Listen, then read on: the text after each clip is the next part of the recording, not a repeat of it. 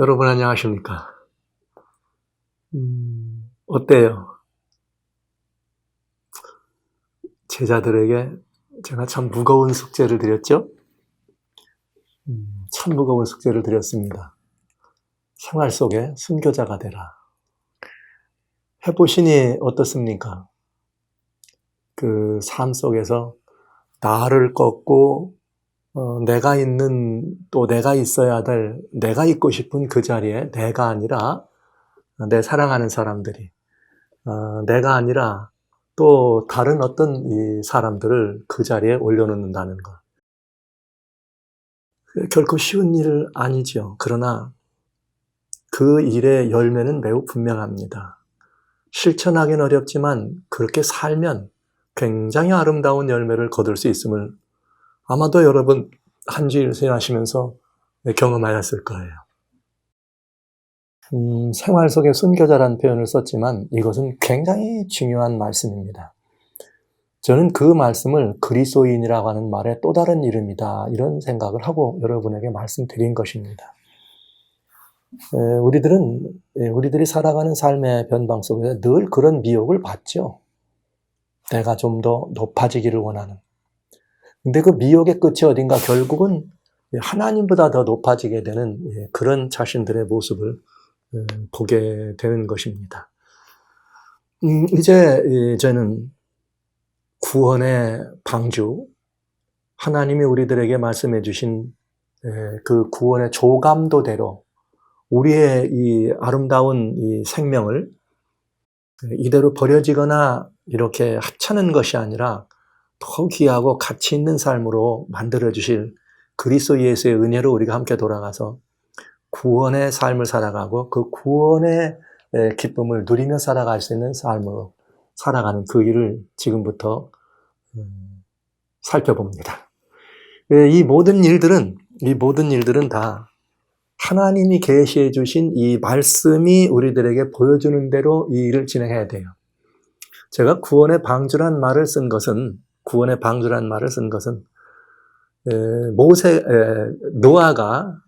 노아가 모든 인류가 홍수로 그 멸망에 들어갈 때 살아남은 아주 유일한 이 사람이었습니다.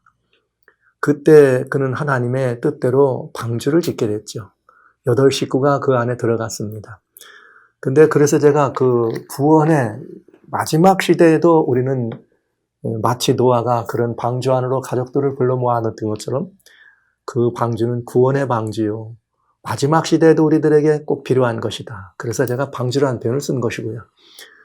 하나님은 그 노아에게 그 방주를 지을 때 내가 내게 보이는 제도와 규격대로 방주를 지어라, 이렇게 되어 있어요. 그러니까 성경에 들어있는 다양한 가치들을 우리가 우리 속에서 영접하고 실천할 때는 내 생각이나 내 뜻대로가 아니라 내 계획대로가 아니라 하나님이 우리들에게 말씀해 주신 그 방법대로, 그 계획대로, 그 뜻대로 지어야 한다는 것입니다. 그래서 이 말씀은 여기 어떤 무엇보다도 중요한 것이에요. 우리가 성경적 이치를 따지고 성경적 이치 후에 우리의 이 구원의 방주를 만들어가고 지어가는 데는 아주 중요한 이치가 있습니다. 하나님 말씀 마태복음 7장이죠. 마태복음 7장에 무슨 말씀이 있는가 하면 24절에 그러므로 누구든지 나의 이 말을 듣고 행하는 자는 그 집을 반석 위에 지은 지혜로운 사람 같으니라. 나의 이 말을 어떻게 듣고 행하는 자, 즉 하나님의 뜻대로 하는 것이에요. 그렇게 그 모든 것들을 집을 지으면 비가 내리고 창수가 나고 바람이 불어 그 집에 부딪히지만 무너지지 않는다. 그건 이유는 뭐냐? 그 주초를 반석 위에 놓았기 때문이다. 그래서 이 말을 듣고 행치 않는 자는 반석을 위에 집을 짓는 것이 아니라 모래 위에 짓는 것 같고, 비가 오고 창수가 나면 그냥 그건 무너진다. 그러나 반석 위에 지은 집은 무너지지 않는다. 이 반석은 누구를 의미했는가? 예수 그리스도. 이 반석 위에 하나님께서 그 교회를 지으셨습니다. 마태복음 주님 16장에 분명히 말씀하시기를 주님께서 반석을 뭐라고 하셨는가 하면 여기 18절 후에 내가 또 내게 이르노니 내가 이 반석 위에 집을 짓겠다. 이 반석은 예수 그리스도 우리의 반석이시요. 또 예수님의 예수님이 누구신가 우리가 지금까지 보았던 것처럼 그런 모든 것들에 대한 믿음과 우리들의 영접 그 위에 집을 짓는 것인데 방법은 무엇인가? 아무리 훌륭한 조감도가 있을지라도 기초가 든든하지 않으면 그 집은 무너질 집입니다. 아무리 조감도의 설계도가 훌륭하다 할지라도 그 조감도대로 집을 짓지 않고 설계도대로 집을 짓지 않으면 그 집은 훌륭한 집이 될 수가 없는 것이죠. 그래서 우리가 지금부터 우리들의 이 신앙이라고 하는 이 모든 이 속에 포함되어 있는 다양한 가치들, 다양한 설계도대로 이 구원의 방주 집을 지어가는데 우리의 목표는 신앙이라고 하는 것을 이렇게 만들어가는 목표가 아니라 우리의 삶을 그리스도이신 예수님이라고 하는 반석 위에 세워가는 그 일을 할 것입니다. 제자들이에요. 그래서 늘 말씀드린 것처럼 신앙생활을 하려고 하지 말고 생활신앙을 하라 이런 말씀을 계속 드렸던 것입니다. 자, 이제 저희는 이 일을 진행해 나가면서 여러분들은 정말 예수님이 좋아지실 거예요. 전 처음에 예수님을 좋아해 보라는 말씀을 여러 번 드렸습니다만 이제부터는 예수님을 좋아할 수밖에 없는 이유가 이제 여러분들에게 등장하게 될 것이고요. 그래서 우리가 이 방주를 조감도에 따라서 그 조감도대로 예쁜 방주를 좀 지어볼까 합니다. 그런데 이 집을 잘 지으려면 우리는 흔히 이런 말을 많이 하죠. 구원이란 말을 많이 해요. 이 세상에 모든 사람들이 다 공통적인 관심이 있어요. 그 공통적 관심은 무엇인가 하면 구원이라고 하는 것이에요. 어떻게 하면 구원을 받을까? 구원의 그 정의는 다양할 수 있죠. 내가 지금 처해 있는 어떤 환경과 상황 속에서 벗어나는 것, 내가 지금 어떤 것들을 원하고 바라는 것들을 얻는 것, 아니면 또 내가 꿈에 그리던 어떤 것들을 이루어지는 것, 다양한 걸 수 있어요. 그러나 성경이 말하고 있는 구원은 여러분 그 구원의 의미를 잘 이해하셔야 돼요. 이 인간이 처해 있는 지금 우리들의 이런 상황이라고 하는 것은 다른 현상적인 상황 속에서 우리는 뭐냐면 죄와 죄의 결과로부터 우리가 벗어나는 것입니다. 이것이 구원입니다. 성경적 구원. 물론 죄와 죄의 결과로부터 벗어난다고 하는 그것이 그 죄의 결과로부터 오늘날 우리가 처해 있는 이런 모든 다양한 환경과 상황을 맞이하기 때문에 그런 것들로부터 구원이라 하는 것도 통할 수 있지만 그러나 근본은 죄와 죄의 결과로부터 우리가 건짐을 받는 것이요 구원, 해방되는 것입니다. 그래서 이것이 인류의 모든 기본적인 공통 관심이에요. 하나님을 아는 사람 똑같아. 모르는 사람이나 누구나 구원이 가장 갈급한 것이죠. 그래서 오늘 저는 여러분들에게 이 구원의 방주를 지어가기 위해서 여러분들은 조감도대로 이 방주를 짓는데 제일 중요한 것이 무엇인가? 구원은 누구에게 주어지는가 하는 것입니다. 구원은 누구에게 주어지는가? 여러분 병든 사람도 마찬가지 아닙니까? 치유는 누구에게 일어납니까? 자기가 병자인 줄 알고 낫기를 원하는 사람들이 일어나는 것이죠. 낫기를 원치 않는 사람에게 치유는 일어나지 않아요. 역시 마찬가지고 구원도 마찬가지다. 그래서 저는 오늘 여러분들에게 구원의 방주 위에다 우리의 이 하나님의 이 터 위에 우리의 이 구원의 이 삶, 우리의 이 생명의 삶의 이 방주를 지어가는데 가장 중요한 것은 무엇인가 하면 여러분 구원을 갈급하라고 하는 것이에요. 구원을 애태우고 구원을 목말라 하고 구원을 갈급하시기 바랍니다. 뭐로부터요? 우리가 경영면에 있는 이 죄와 죄의 결과로부터 구원받고 벗어나고 해방되기를 갈급하는 마음입니다. 이 사실을 알아야 돼요. 죄라고 하는 말은 이미 여러 번에 걸쳐서 하나님을 떠난 것이 죄라고 하는 것을 여러분 말씀드렸으니까 그래서 우리는 그분과의 관계가 끊어진 것이 죄라는 걸 말씀드렸으니까 그러면 구원이라는 말의 또 다른 이름은 그런 끊어진 관계, 망가진 그런 하나님과의 관계가 회복되는 것이죠. 그것이 곧 죄라고 하는 잃어버렸던 모든 것들로부터 이 모든 것들을 회복하는 길이기 때문에 구원은 여러분 누구에게 주어지는가?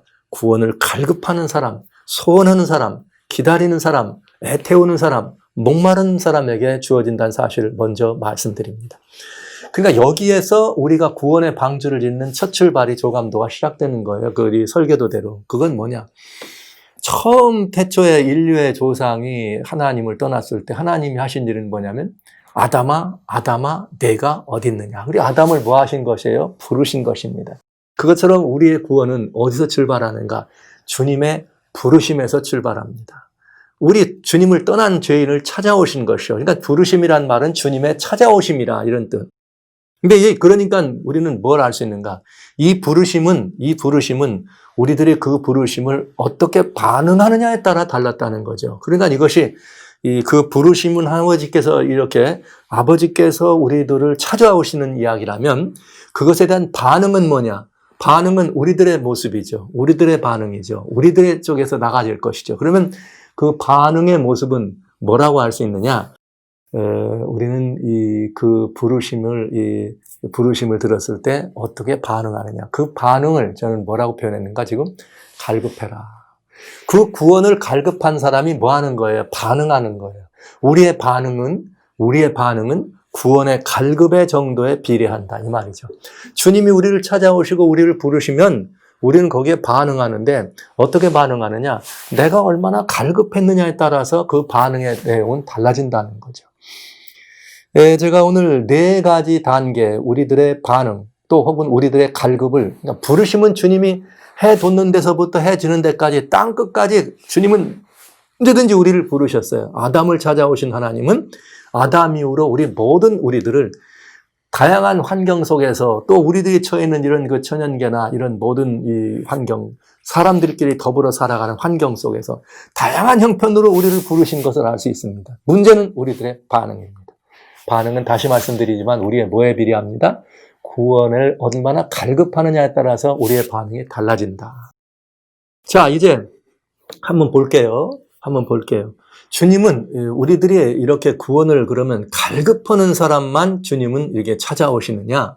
그렇지는 않다. 주님은 그 사랑과 은혜로 공의 하나님의 그 놀라우신 사랑으로 모두를 부르시는 거죠. 그 모두를 부르시는데 예수님이 이 땅에 계실 때도 그 모든 부르심은 모두에게 적용되는 것을 알 수가 있습니다. 제가 오늘 여러분들이 잊어버리지 않고 기억하기 쉽도록 성경 속에 나와 있는 그 신뢰들을 여러분에게 말씀드릴 거예요. 성경 속에는 뭐 여러 가지 주님의 그 이적과 기적들이 나타나죠. 그런데 주님의 이적과 기적이 나타날 때 여러분들 뭐부터 생각하세요? 와우, 죽었던 나인성 과부의 아들이 일어났다. 야이로의 딸이 죽었다가 일어났다. 이런 건 굉장한 주님의 이 사랑의 기적이죠. 사랑이 빚어낸 기적.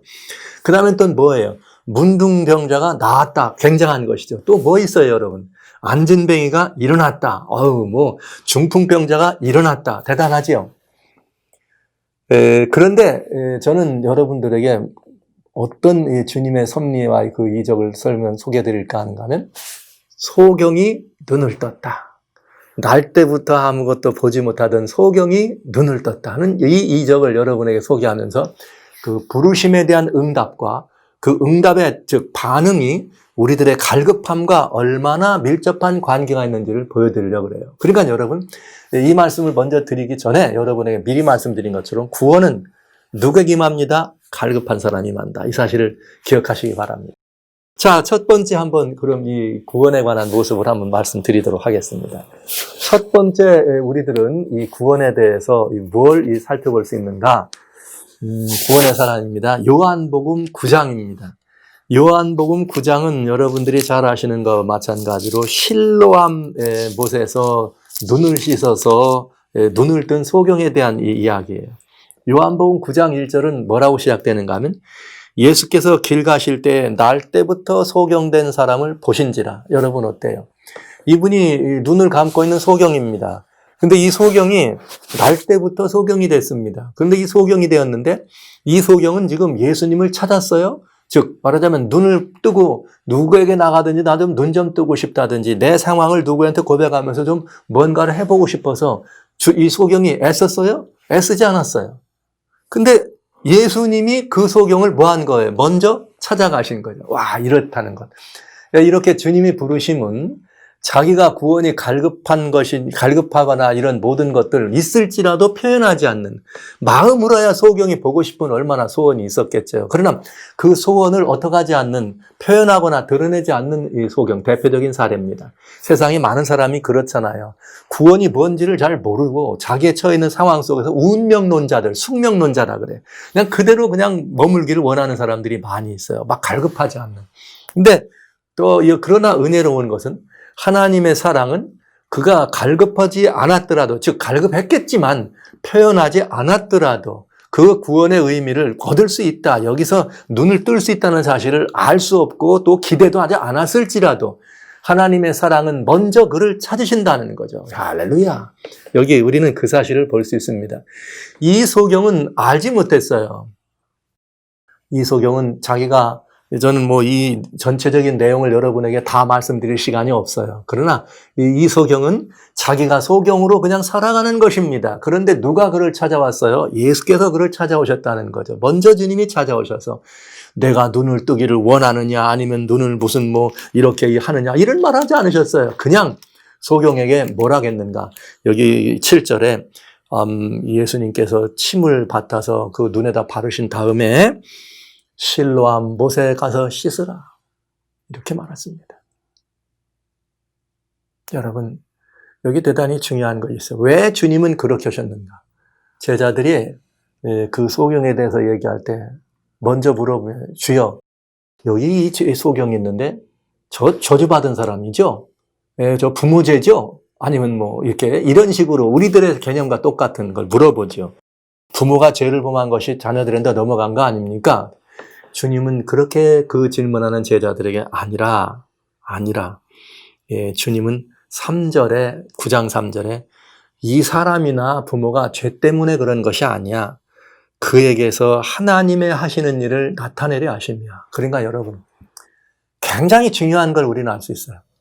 비록 그가 소경으로 태어났고 소경으로 나왔지만은 그 소경된 것이 그의 죄나 부모의 죄가 아니고 소경된 것을 통해서도 하나님을 드러낼 수 있는, 하나님의 일을 드러낼 수 있다고 하는 사실이에요. 주님은 그에게 그걸 얘기한 거죠. 하나님을 드러내기 위한 일이었다. 하나님께 영광되는 일이었다. 그 일을 위해서 그가 존재한다. 여러분이 바로 그런 존재입니다. 비록 누구일지라도, 소경일지라도 이 사실을 아는 것은 아주 중요해요. 소경일지라도 하나님의 영광을 드러내도록 하나님은 그를 위하여 섭리하셨고 그가 존재의 이유가 거기 있다는 것입니다. 여러분, 인정하든 인정하지 않든 이것은 굉장히 중요한 일입니다. 그래서 그는 이 하나님의 일을 드러내는데, 그가 하나님의 일을 드러낼 수 있는 대단히 중요한 이 한 가지 일은 뭐였느냐. 실로암 못에 가서 씻으라 그럴 때, 그가 가서 뭐 한 거예요? 씻으라! 이렇게 한 명령을 따라서 실로암 못으로 달려가서 씻었다는 것입니다. 와우. 여러분, 이 사람이 구원 갈급한 사람 같아요? 안 한 사람 같아요? 눈뜨기를 원한 사람 같아요? 원하지 않았던 사람 같아요? 이 사람이 표현은 하지 않았지만 또 예수님이 눈을 뜨게 할 수 있다는 사실을 처음에 어떻게 믿고 그에게 나오지 않았지만 주님이 그에게 찾아가셔서 너는 하나님의 일을 위하여 날 때부터 소경된 사람이야. 이런 의미를 그런 눈으로 주님이 찾아가서 그에게 눈에 이렇게 이 진흙을 발라주고 못에 가서 씻으라 그럴 때 그는 그 음성을 듣는 순간, 거역할 수 없는 그 하나님의 음성을 듣는 순간 그는 실로암 못으로 달려가서 눈을 씻었습니다. 그리고 그는 어떤 일이 벌어졌는가? 앞을 보게 됩니다. 할렐루야. 근데 이제 여러분, 여기까지가 중요한 거 아니에요. 그 다음에 사람들은 그가 눈을 뜬 걸 가지고 참 사람들 눈 떴으면 할렐루야 박수치고 잘했다 해야 되는데 그가 눈 떴다고 난리지기고 너 왜 눈 떴느냐고 하는 거와 똑같은 거예요. 너 소경으로 살아야 되는데 왜 눈 떴느냐고. 너 어떡하다 눈 떴어 막 이렇게. 그래가지고 이 바리새인들이 말이죠. 서기관들이 그를 데려다가 신문 안 합니까? 그의 아버지까지도 데려다 신문 안 합니까? 이는 태어날 때부터 소경이었다. 너 어찌 눈 떴노? 그랬더니 내게 가가지고 이런 사람이 있었다. 근데 누구야? 날 들어가서 눈을 뜨라고 하더라. 실로암 못에 씻으라고 하더라. 그대로 했더니 눈 뜨더라. 이렇게 하면서 그가 관원들과 서기관과 율법사 앞에서 누구를 이야기합니까? 예수 그리스도, 이야말로 메시아가 아니냐. 이렇게 얘기하게 되죠. 그래서 여러분, 하나님의 사랑이 그 소경을 통해 나타납니다. 구원은 갈급의 정도에 따라 달라집니다. 그가 표현하지 않았지만 갈급했습니다. 하나님은 그 갈급한 마음을 아신 것입니다. 그래서 예수께서 직접 먼저 찾아가셔서 그 눈을 뜨게 하신 거죠. 그리고 그는 주님의 이름을 용화롭게 합니다. 두 번째 소경은 어디에 나오느냐? 마가복음 10장에 나오는 소경이죠. 여러분이 너무나 잘 아는 소경 바디메오 얘기입니다. 마가복음 10장에 나오는 소경은 누구였는가? 바디메오예요. 여기 바디메오는 어떤 일을 했는가 하면 46절부터 보면은 무슨 말이 있는가 하면 이런 말이 있어요. 여리고에 이르렀을 때 예수님이 그 여리고 성 안으로 들어가려고 할 때 소경 바디메오가 나사렛 예수여, 나사렛 예수여, 나를 다윗의 자손 나사렛 예수여, 나를 불쌍히 여기소서. 여러분, 이 사람은 구원을 어떻게 한 사람이에요? 갈급한 사람이에요. 바디메오는 그냥 예수님이 오셨다고 하는 말할 때 그는 그 예수를 믿었습니다. 그가 다윗의 자손이라는 걸 생각하고 그는 메시아라는 걸 믿은 거죠. 그는 내 눈을 뜨게 할 수 있다는 사실을 믿었던 거죠. 그리고 소리 질렀습니다. 그랬더니 제자들이 조용하라 그랬어요. 제자들이 조용하라고. 그랬더니 이 바디메오가 뭐라 하냐면 막 더 그를 향해서 소리 지릅니다. 왜? 바디메오는 갈급했으니까 막 소리를 지르고 주님께 나가면 할 수 있다는 말을 믿고 소리는 질렀지만 주님을 향하여 뛰어나가지를 못했어요. 처음에는. 그러자 예수님이 제자들을 향해서 저를 좀 데려오너라 그랬더니 제자들이 가가지고 주님이 너를 부르신다 하니까 주님의 부르심을 듣고 비로소 그는 겉옷을 버리고 예수께로 뛰어나갑니다. 와우. 그래서 저는 요 신앙을 무슨 신앙이라고 생각하는가 하면 갈급한 신앙이에요. 그러나 그 삶의 태도가 소극적인 삶의 태도죠. 뭐 해주길 기다려? 갈급해서 소리는 질렀지만 자기의 모든 것을 벗어나지 않고 기다리라. 뭐 할 때까지? 부를 때까지 기다리는. 갈급은 했으나 소극적이었습니다. 그러나 이렇게 이 주님이 부르시자마자 그는 그냥 그 모든 것들을 이렇게 털어버리고 주님께로 달려갔죠. 주님께로 달려가서 주님 너 왜 나 불러? 뭐 이렇게 예를 들면 이렇게 안 하시고 왜 그래? 하지 아니하시고 저를 불러서 데려왔습니다. 그리고 주님은 그에게 물어봅니다. 너 무엇을 하기를 원하느냐? 그의 갈급함을 확인한 거죠. 그랬더니 보기를 원합니다. 근데 바디메오 얘기는 굉장히 아름다운 얘기예요. 여기 32절에 이렇게 돼 있어요. 가라 내 믿음이 너를 구원하였느니라 하시니 저가 보게 되어 예수를 길에서 좇으니라. 예수님은 그 눈을 띄워주고 뭐라 그랬어요? 가거라. 근데 이 바디메오는 어떻게 했어요? 떠나지 않습니다. 예수님은 어떻게 해요? 좇더라. 주님을 대면한 사람들의 태도 아닙니까? 아까 실로암 소경은 예수님을 누군지 자기는 보지 못했어요. 처음에는. 그러나 나중에 그가 바로 저라는 걸 통해서 알아듣습니다만 그리고 그 예수를 줬습니다. 그 예수를 증거합니다. 그러나 여기 바디메오는 가라 그랬더니 보게 되면서 가지 않고 예수님을 줬습니다. 구원은 뭐에 비례합니다? 갈급함에 비례합니다. 신앙에 우리가 얘기하고 있는 그런 그 모습, 우리들의 우리 마음속에 심어진 예수님과의 관계에서 모습, 이 모든 것이 그 갈급함에, 즉 반응의 정도에 따라 달라졌는데 예수님은 부르시고 그는 그에 반응했습니다. 세 번째 소경이 있습니다. 세 번째 소경은 마태복음에 나오는 이야기죠. 마태복음 또 9장에 또 소경 얘기가 하나 더 나와요. 이 마태복음 이 9장에는 27절부터 두 소경이 나와요. 이번에는 두 소경. 두 소경이 있는데 27절에 보라면 이렇게 나오죠. 예수님이 거기서 떠나서 나가려고 할 때 야이로의 회당장 집에서 이 야이로의 딸을 살리신 다음 얘기입니다. 그 소문이 퍼진 예수님이 거기서 나갈 때 두 소경이 따라가. 여러분, 소경이에요. 소경이 아무것도 안 보이는 길에 예수 따라간다는 게 쉬운 일이 아니죠. 그런데 따라가면서 소리 질러 가로되 다윗의 자손이여 우리를 불쌍히 여기소서, 다윗의 자손이여 우리를 불쌍히 여기소서. 그런데 예수님이 그 소리를 듣지만은 이렇게 예수께서 나와가지고 집으로 들어가셔요. 그랬더니 소경이 그 집까지 따라가면서 예수님께 나오는 거죠. 그랬더니 예수님이 물어보세요. 바디모에게는 내가 뭘 해주길 원하느냐 그렇게 물어보셨지만 이 두 소경에는 내가 능히 이 일을 할 줄 아느냐 이렇게 물어보십니다. 이렇게 물어보시면서 이 두 소경이 그라오이다, 즉 예수님이 하실 수 있을 줄을 내가 믿습니다, 이렇게 표현했더니 예수님이 저의 눈을 만지면서 그 너희 믿음대로 될지어다, 이렇게. 바디메오에게는 내가 뭘 원하느냐, 내가 뭘 해주기를 원하느냐 했고, 두 소경에는 내가 믿느냐, 믿습니다. 보시죠.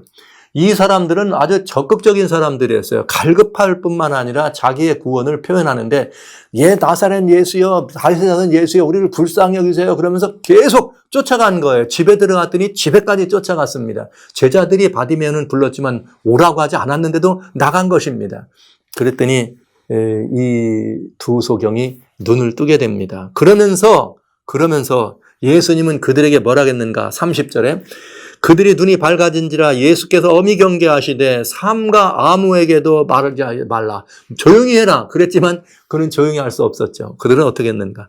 저희가 나가서 예수의 소문을 온 땅에 전한지라. 여러분, 벌써 구원이라고 하는 것을 대면했을 때 그 구원을 영접하고 구원을 누리고 구원을 이게 감당한 사람들의 그 이 삶의 태도가 달라지는 거예요. 이 완전히 달라지는 것을 봐요. 또 세 번째 모습은 아주 구원을 갈급했고 적극적인 그런 이 믿음의 이 소유자들이었던 것을 우리는 알게 됩니다. 그 다음에 하나가 더 있어요. 이건 뭐냐? 마가복음 9장입니다. 이번에는 마태복음에 보셨지만 이번엔 마가복음 9장에 보면은 또 다른 이 소경에 관한 이야기가 나오는데, 이 사람은 누구인가? 구원을 갈급하지도 않았습니다. 마가복음 8장입니다. 9장이 아니라 8장 22절에 베세다에 있는 베세다의 소경이에요. 베세다 이름이 사람들이 소경 하나를 데리고 예수님께 나와 손대시기를 구하거든. 이게 뭐냐면 이 소경은 예수님께 나가면 구원을 받을 수 있다, 예수님께 나가면 눈을 뜰 수 있다는 것을 알지도 못했고, 또 그걸 이 소경이 직접 원한 것이 아니에요. 누가 그를 왔느냐? 예수께 나가면 소경도 눈을 뜰 수 있대, 이런 소문을 들은 거죠, 사람들이. 그래가지고 이 소경을 불쌍히 여긴 사람들의 얘기예요. 저는 그래서 이 사람들을 제자들이라고 보는 거죠. 제자들이 그를 어떻게 해요? 지금 말하는 제자, 제가 말씀드린 제자는 예수님의 12제자를 말한 게 아니고요. 오늘 우리들을 말하는 제자들입니다. 이 소경을 이 사람들이 데리고 와요. 누구한테? 예수님께로 데리고 옵니다. 그래가지고 주여 이 사람 좀 어떻게 해주세요, 이렇게. 그랬더니 예수님이 너 믿느냐 안 믿느냐 이런 걸 막 말하지 않아. 그냥 이 소경을 드시고 밖으로 나가가지고 눈에 침을 봐서 안수한 다음에 너 뭐가 보이니? 물어봅니다. 했더니 안 보여. 이렇게 안 보이고, 좀 이렇게 뭔가 좀 나무 같은 것이 이렇게 걸어 다닙니다. 한 번도 본 적이 없으니까 사람을 보고 뭐 같은 것이, 나무 같은 것이 걸어 다닙니다, 이렇게 말한 것입니다.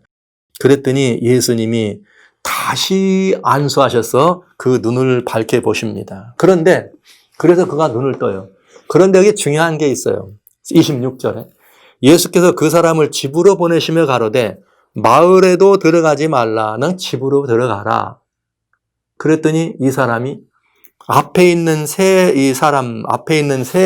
소경들은 눈을 뜬 다음에 예수님을 쫓아가든지 동네 가서 예수님을 증거하든지 아니면 그 사람들 관원과 이런 그 서기관과 여기 앞에서도 예수님이 메시아 아니냐, 메시아인 걸 증거하고 나는 그렇게 하는 이런 주님을 증거하는 삶을 살았는데, 요 네 번째 소경은 뭐였느냐? 그냥 눈은 떴지만 주님과 그 이상 더 다른 관계를 설정하지 못하는 것을 볼 수 있습니다. 네, 그렇습니다. 저는 오늘 이 네 가지 이 사례가 우리들의 사례라고 봅니다. 여러분은 이 네 가지 사례를 어떻게 보십니까? 앞을 못 보는 사람들입니다. 저는 이것을 구원은 갈급한 사람들에게 주어진다. 그런데 이 갈급은 주님의 부르심에 대한 뭐로 나타난다? 반응으로 나타난다. 이걸 이 소경들의 이야기를 통해 본 것이에요. 말씀드린 것처럼 실로암 못에 있는 사람은 자기가 그 구원의 마음은 있었겠으나 다른 어떤 것들을 행동할 수 없었던 사람입니다. 그런 그 마음 속에 그걸 표현하지 못하고 있었지만 하나님이 직접 그를 향해 찾아가십니다. 그러니까 하나님이 예수 그리스도죠. 예수 그리스도가 직접 그를 찾아가셔서 너가 이렇게 소경된 것은 하나님의 일을 드러내려고 한 것이다 하면서 그를 고쳐주시는 거죠. 이 세상의 모든 소경이라, 즉 말하자면 이 사람들은 다 우리를 갖다 거기다 대입한다고 할 때 세상의 모든 사람들은 다 하나님의 일을 드러내려고 하나님이 만들어 놓으신 사람들입니다. 그러니까 그거 소경일지라도 아니면 뭐 다른 어떤 것일지라도 우리의 환난과 곤경일지라도 아니면 또 우리가 더 안락하고 평화로운 지경에 있을 때라도 이것이 하나님의 뜻이에요. 오늘 내가 이렇게 된 것은 하나님의 일을 드러내려 합니다. 이것이 우리들의 주시는 하나님의 굉장히 중요한 우리의 존재의 이유가 되는데 구원과 관계한다면은 이 실로암 못에 있는 사람은 구원에 대하여 갈급은 했겠으나 구원을 자기는 어떻게 그걸 위해서 어떤 것인가 행동하거나 몸을 쓰진 않았다. 그러나 주님은 그 갈급한 마음을 보시고 그를 찾아가셔서 그를 고쳐주시더라. 그랬더니 그 갈급의 결과가 뭐예요? 이는 사람들 앞에 담대히 예수를 메시아라 증거하는 것을 보게 됩니다. 그런가 하면 바디메오입니다. 바디메오는 구원을 갈급한 사람이고 구원을 갈급한 걸 표현한 사람이에요. 예수님 나를 살려주세요. 예수님 나를 고쳐주세요. 이렇게 갈급하고. 그래서 그는 눈을 뜨게 됐습니다. 그러나 그는 갈급하고 표현을 했지만 그 뭔가 상황이 그를 반전돼서 그를 거기에 나오게 할 때까지는 자기 스스로 행동하진 않은 사람이죠. 막 소리까지는 질렀지만 그래서 제자들이 그를 불렀을 때 예수님께로 나온 사람이었습니다. 자, 그 다음에 세 번째 이 베세다에 있던 세 번째 이 갈급한 이 사람들은 누구였는가? 이 두 사람이었죠. 그들은 구원을 갈급하고 구원을 얻기 위해서 행동까지 한 사람이에요. 예수님, 나 우리 도와주세요. 예수님, 우리 살려주세요. 그런 거 아닙니까? 그래서 그들은 눈을 뜨게 됐고 예수님을 그대로 어떻게 가라 그랬는데 가지 않고 예수님을 쫓은 이 사람들이 된 것입니다. 예, 그 다음에 이 네 번째 사람은 베세다라고 하는 여기 이 소경은 그냥 사람들에게 끌려가는 그야말로 덩다리 구원. 우리 그런 저는 표현을 해요. 덩다리 구원이다. 어제 교회에서 그죠 예수님을 영접한 사람들이 그냥 너무 구원이 감격해가지고 예수 믿어보세요. 그냥 데려다가 놓는 거죠. 뭐 구원이 뭔지도 모르고 구원의 필요도 모르고 뭐 이것도 모르고 그냥 데려다 놨는데 그러다 보니까 그냥 믿는 건지 안 믿는 건지 잘하는 건지 안 잘하는 건지 살다가 어떤 이는 떠나기도 하고 어떤 이는 거기서 뭔가 깨우침이 있어서 성숙하기도 하는 그런 것을 보게 됩니다. 저는 질문해야 합니다. 우리 모두는 넷 중에 하나입니다. 여러분은 어떤 편입니까? 나는 예수님을 모르고 아무것도 몰랐는데 그냥 교인들이 어느 날 나를 데려다가 교회에 데려다 놔가지고 예수님을 만나서 오늘 이렇게까지 왔다. 이런 타입인지요. 아니면 나는 뭔가 좀 구원이 어떨까 하고 나 혼자 이렇게 고민하고 갈등하고 스스로 구원을 갈급했지만은 누구에게 뭐 구원에 대해 얘기하지도 않고 구원을 얻기 위해서 어디를 찾아가거나 그런지를 않았는데 정말 어느 날 이 실로암 못에 있는 이 눈을 뜬 그 사람처럼 하나님의 적극적인 은혜로 우연한 기회에 내가 주님께로 나가게 되고 주님의 이런 그 은혜를 경험하게 되면서 이 하나님을 깨닫고 주님의 아주 신실한 종이 됐는가? 아니면 나는 그냥 구원을 얻어야 되겠다 싶어가지고 그냥 나 좀 어떻게 좀 누가 좀 예수님 나를 구원해 주세요. 나 좀 어떻게 좀 해주세요. 이렇게 막 하면서 했더니 어느 교회 나가는 성도들이 교회 가자 그래가지고 가니까 그냥 내 아버지 집에 온 거와 같은 그런 구원을 누렸는지 아니면 뭐예요 또 여기 한 두 사람의 소경처럼 이건 두 사람 나머지는 다 한 사람이지만 여긴 둘입니다. 복수죠.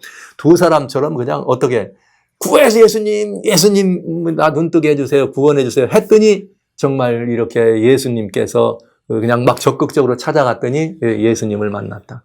이게 그런 분도 많이 있잖아요. 어떤 분들은 난 구원을 얻어야 되겠어. 난 예수께로 나가야 되겠어 해가지고 내 발로 스스로 교회를 찾아와서 내 발로 스스로 주님을 영접하는 그런 분도 계셨습니다.